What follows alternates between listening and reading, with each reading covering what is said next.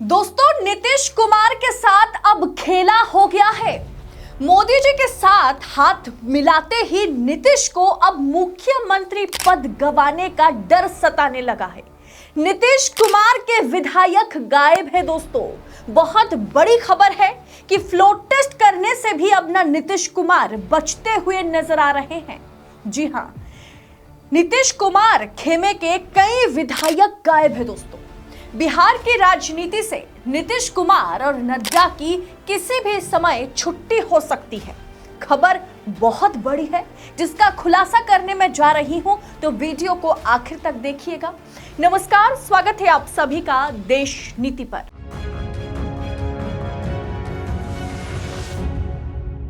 देश नीति, केवल सच्ची और पक्की खबरें। दोस्तों, नीतीश कुमार खेमे के कई विधायक गायब नजर आ रहे हैं, जिसके चलते अब फ्लोर टेस्ट करने से भी नीतीश कुमार बचते हुए नजर आ रहे हैं। तो वहीं नरेंद्र मोदी भी नीतीश कुमार को राष्ट्रपति शासन लगाने का ना डर जो है, लाल आंखें जो है, दिखा रहे हैं। 28 जनवरी को जब नीतीश कुमार ने इस्तीफा दिया, उसके पहले ये खबर निकल के आ रही थी सामने कि कांग्रेस के 19 में से, बिहार में इस वक्त 19 विधायक हैं कांग्रेस के, उस कांग्रेस के 19 में से 10 विधायक नीतीश कुमार के साथ जा रहे हैं एनडीए में शामिल होने में। लेकिन बाद में क्या हुआ दोस्तों, इन सभी हवाई बातों की ना हवा निकल गई। एक भी कांग्रेस विधायक कांग्रेस छोड़कर नीतीश कुमार के साथ ना तो गए, उल्टा नीतीश खेमे के 12 से 15 विधायक इस वक्त गायब है। जी हां, 47 में से 12 से 15 विधायक नीतीश कुमार के गायब है। ये अंदर खाने की खबर है दोस्तों, जिसे लेकर के जेडीयू के भीतर, जनता दल के भीतर, जनता दल यूनाइटेड के भीतर जो है कि एक तांडव मचा हुआ है, बवाल मचा हुआ है। और इस खबर को नीतीश कुमार बाहर आने नहीं देना चाह रहे हैं, क्योंकि अगर ये खबर बाहर आ गई कि नीतीश के खेमे के 12 से 15 विधायक गायब है, तो बीजेपी, तो नरेंद्र मोदी, जेपी नड्डा, अमित शाह कुछ और बड़ा खेल नीतीश कुमार के साथ कर सकते हैं। ये नीतीश कुमार के लिए ऐसा हो जाएगा कि चित भी मेरी पट भी मेरा। जो नीतीश कुमार सोच रहे थे वैसा कुछ नहीं होने वाला। उल्टा नीतीश कुमार को मुख्यमंत्री पद गंवानी पड़ सकती है। माना जा रहा है कि नीतीश कुमार की इस डिसीजन के चलते ना कुछ एमएलएज हैं जो नाराज चल रहे थे, वो अब गायब नजर आ रहे हैं। नीतीश के पास बहुमत नहीं है। वो किसी भी सूरत पे, जैसे पहले वो बीजेपी के साथ मिलकर के सरकार बनाई, भले ही नीतीश कुमार मुख्यमंत्री रहे, उसके बाद वो आरजेडी के साथ भी वही किया, और अब भी नीतीश कुमार के पास बहुमत तो है नहीं। 47 विधायकों में से अगर 12-15 विधायक गायब है, तो सोचिए भारतीय जनता पार्टी के पास अगर ये खबर पहुंचती है तो बीजेपी उनका क्या हाल करेगी, और साथ ही साथ नरेंद्र मोदी, भाजपा के आला कमान क्या करने वाले हैं।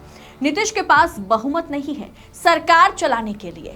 इसी डर से ना नीतीश कुमार फ्लोर टेस्ट नहीं करा पा रहे हैं और ना ही स्पीकर को हटा पा रहे हैं, क्योंकि अगर स्पीकर इस्तीफा देते हैं तो नए स्पीकर चुने जाने के लिए जो है ना वोटिंग की जाएगी, और तभी पता चल जाएगा कि नीतीश के पक्ष में कितने हैं, बीजेपी के पक्ष में कितने हैं और आरजेडी के पक्ष में कितने हैं। और ये डर ऐसा है ना कि 5 फरवरी से बिहार में बजट सत्र शुरू होता है, मतलब शुरू होने का ऐलान किया गया था, सारा कुछ तय था, लेकिन महज एक हफ्ता पहले इस घटनाक्रम के बीच ना फिलहाल इसे पोस्टपोन कर दिया गया, क्योंकि बजट पास कराते ही ना हर एक विधायक की वोटिंग की जरूरत पड़ जाएगी, और तभी दूध का दूध और पानी का पानी हो जाएगा कि नीतीश के पास आखिर विधायक कितने हैं। एनडीए के खेमे से दोस्तों, एनडीए भी नहीं, खासकर नीतीश कुमार के खेमे से 12 से 15 विधायक गायब है। ये अंदर खाने की खबर है। इसीलिए तेजस्वी यादव ने कहा था कि खेला खत्म नहीं हुआ है, खेला जो है वो अभी भी बाकी है। दोस्तों, अगर आंकड़ों पर नजर डाले ना तो साफ साफ आपको दिख रहा होगा कि रजत के पास, यानी आरजेडी के पास, यादव परिवार की उनकी पार्टी जो है आरजेडी के पास 79 सीटें थी, लेफ्ट के पास 16, कांग्रेस के पास 19, एआईएमआईएम के पास 1, कुल मिलाकर 115 सीटें। और सरकार जिस तरह से अभी बनी है उसमें 78 सीटें जो है बीजेपी के खेमे में, बीजेपी के पास, जेडीयू के पास 45 सीटें, निर्दलीय 1 है, और जो हम है वो 04 यानी 4 सीटों पर है। कुल मिलाकर 128 सीटों के साथ 128 सीटों के साथ अब जो है सरकार बनी है और अभी फिलहाल जो है विपक्ष के पास 115 सीटें हैं।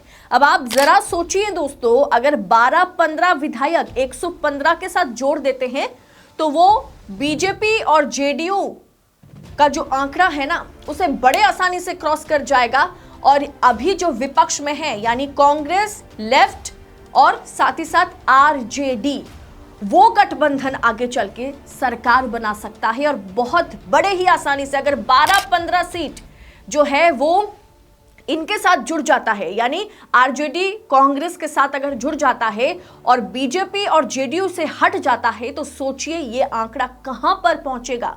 बड़े आसानी से आरजेडी सरकार बना लेगी और आप पूरी तरह से समझ रहे होंगे कि जेडीयू का जो खेमा है उससे 12-15 विधायक गायब है। दोस्तों, इस बीच एक बड़ा खेला जो है ना मोदी और शाह कर सकते हैं। बीजेपी जो है वो एक खेला कर सकती है जेडीयू के साथ, नीतीश कुमार के साथ। नीतीश कुमार का हाल क्या होगा दोस्तों? आपको याद होगा कि रीजनल पार्टीज को खत्म करने का ऐलान जो है ना बिहार चुनाव में सबसे पहले जेपी नड्डा ने कर दिया था कि बीजेपी का लक्ष्य यह है कि सभी रीजनल पार्टी को हम खत्म करें और देश में सिर्फ नेशनल पार्टीज रहेंगी जिसमें भारतीय जनता पार्टी सबसे ऊपर होगा। नीतीश के मन में ना दोस्तों ये डर है कि कहीं ना कहीं ऐसा ना हो जाए कि ना तो माया मिली और ना ही राम जैसी स्थिति हो जाए।